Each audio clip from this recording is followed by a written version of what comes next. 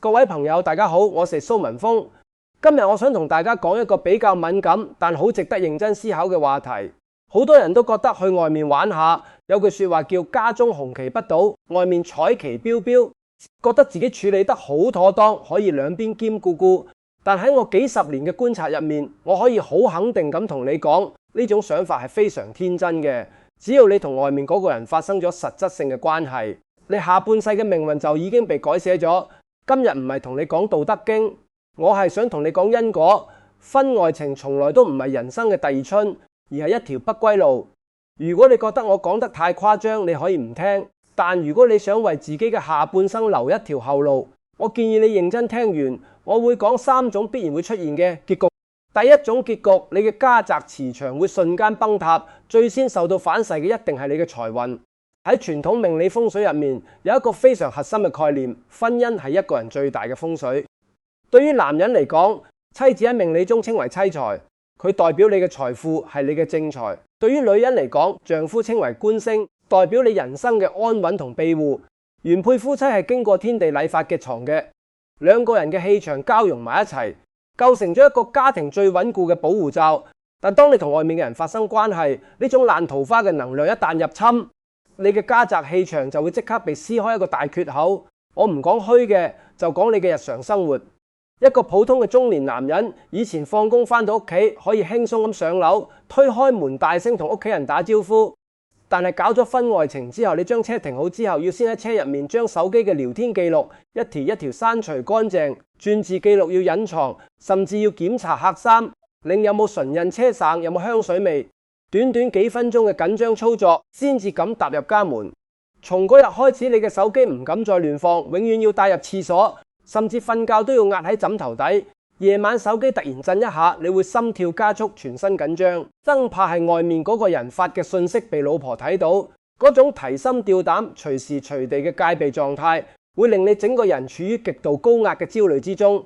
你以為自己瞓得好，但你身體嘅反應係呃唔到人嘅。中醫講，統御相戰，焦慮傷脾。你每日擔驚受怕，你嘅氣先受損，然後血氣一路被消耗，身體開始下降，個人浮浮沉沉，注意力冇辦法集中。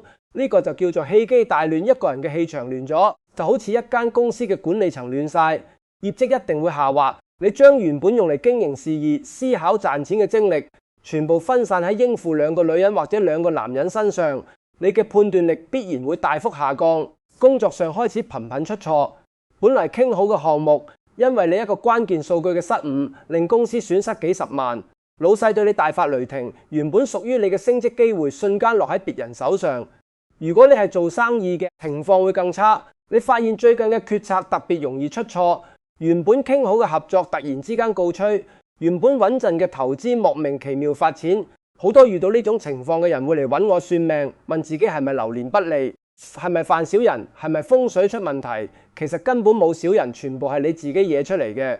你親手砸爛咗自己嘅家宅陣眼，將原本穩固嘅財富通道炸開咗你嘅好運氣，跟住你嘅精氣神一齊流失乾淨。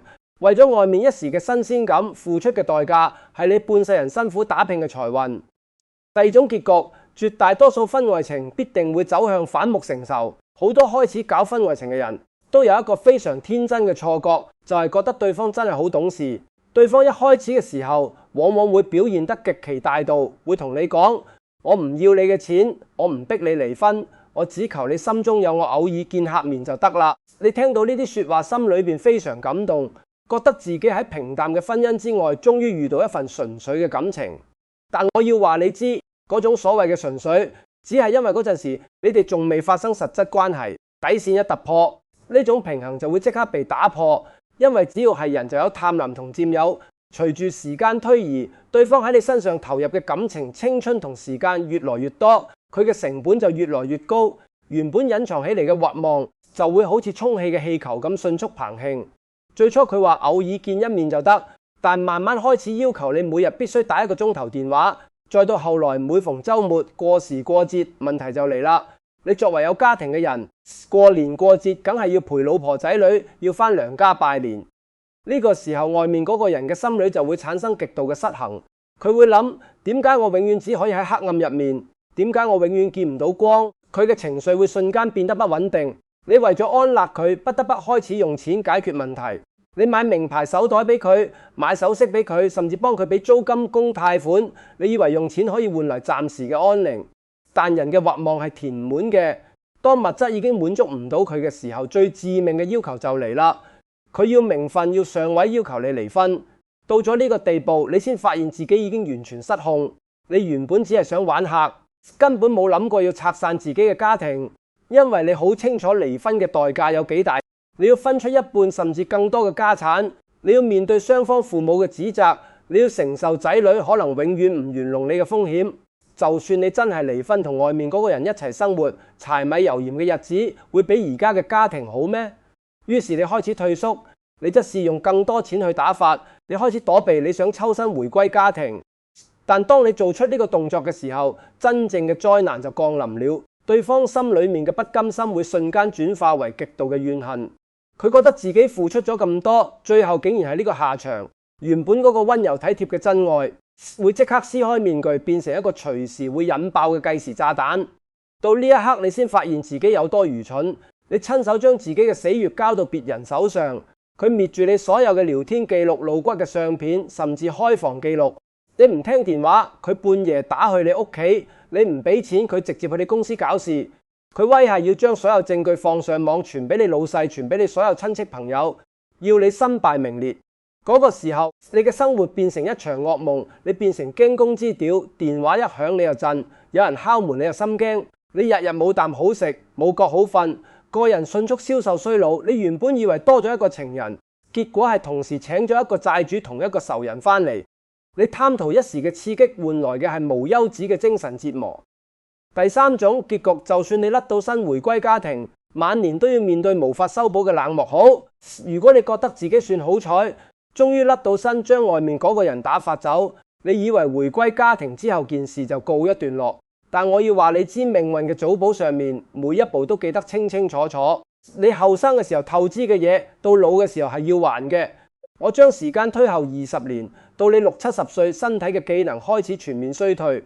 你可能因為一場大病瞓喺病床上面，頭髮白晒，自己落床去廁所都做唔到。你冇晒後生嗰陣嘅體力同精力，你手頭嘅錢亦都因為早年被騙、被分、被洗而所剩無幾。外面嗰個當年口口聲聲話愛你、話唔計較名分嘅人，早就消失得無影無蹤。佢根本唔會出現喺病床前面。你最終唯一可以去嘅地方，就係翻去嗰個曾經被你深深傷害過嘅屋企。嗰陣時，你嘅原配老婆可能基於幾十年嘅名分，基於唔想俾外人指指點點而選擇留低照顧你。你嘅仔女可能基於為人子女嘅道義，收工之後趕去醫院同你交住院費，同你送一餐飯。表面上呢條路好似仲有人理，比好多孤寡老人好得多。你甚至可能心裏面暗暗慶幸，覺得到底都係原配好，到底都係親生嘅靠得住。但當你喺病床上面用清醒嘅頭腦去感受周圍一切嘅時候，你會發現一個殘酷嘅事實：你嘅老婆今日同姐都照顧你，係出於責任、出於法律、出於道義，唯獨唔係出於愛。佢哋會幫你交住院費，會幫你拎藥，會幫你買飯盒，但佢哋唔會再同你傾偈，唔會再同你講心事。佢哋唔會再捉住你隻手，唔會再問你今日覺得點。佢哋對你嘅眼神裏面只有疏遠冷漠，甚至係隱藏嘅怨恨。你望住佢哋，你會回想翻喺佢哋最需要你嘅成長歲月入面，你嘅心思全部都放喺外面嘅人身上。你因為婚外情搞到屋企永冇寧日，你長期夜歸，早就將佢哋對你嘅尊重同崇拜徹底耗盡。佢哋今日照顧你，唔係因為愛你，只係因為唔想俾人話唔孝順、冇情義。但佢哋心裏面對你嗰份親情，早已經喺你背叛家庭嗰一刻就消失咗。嗰種感覺叫做元氣散盡，一個家庭嘅溫暖，靠親人之間由心發出嘅牽掛血流於水嘅疼愛去支撐嘅。嗰份真誠嘅關懷係老人家晚年最寶貴嘅嘢，亦係一個家庭最好嘅風水。你親手將嗰個溫暖嘅屋企打散咗，到你老嘅時候，身邊冇任何一個人係真心在乎你嘅死活，你感受唔到任何溫度，只有冰冷孤獨同深深嘅懊悔。你想講說話，冇人想聽；你身體痛，冇人真正心痛。嗰種失去親情嘅濃涼，任何言語都冇辦法形容。呢個就係老天爺對背叛家庭、破壞因果嘅人降下最嚴厲嘅處罰。你後生嘅時候透支咗家人對你嘅信任，你晚年就只能喺情感嘅荒漠入面孤獨終老。我將呢3種結局講得清清楚楚，大家心裏面應該徹底明白，婚外情根本唔係人生嘅第二春，亦都唔係平淡生活中嘅調味劑，而係一張寫滿沉重代價嘅賬單。你貪圖一時嘅新鮮感，你以為只係微風吹過，但其實你賠上嘅係你半世人辛苦打拼嘅財富，係你後半生安寧平靜嘅生活，更加係你晚年病床上面最需要嗰份救命嘅親情。作為成年人，活喺呢個世界上最高級嘅智慧，從來都唔係你搞到幾多個人，得到幾多虛名。真正嘅智慧係你夠唔夠清醒，能夠認識到因果嘅可怕。一個人一生人可以安安穩穩行到最後，靠嘅絕對唔係外面嘅刺激同新鮮感，你身邊嗰個同你捱過風風雨雨嘅人，你嘅原配伴侶，先至係呢個世界上唯一嘅避風港，你先至係你安身立命嘅根基。你身邊嘅枕邊人，陪你走過咁多年，喺你最困難嘅時候同你挨過，請你記住，守住身邊嘅伴侶，其實就係保護你自己嘅財運，保護你自己嘅福氣。如果你覺得婚姻生活平淡冇晒激情，請你將嗰份想出去尋找刺激嘅心思放翻喺自己嘅家庭上面，將多啲精力放喺自義上，將多啲心思放喺關心身邊嘅家人上面，乾乾淨淨、平平淡淡嘅日子先至能夠帶嚟安穩順遂。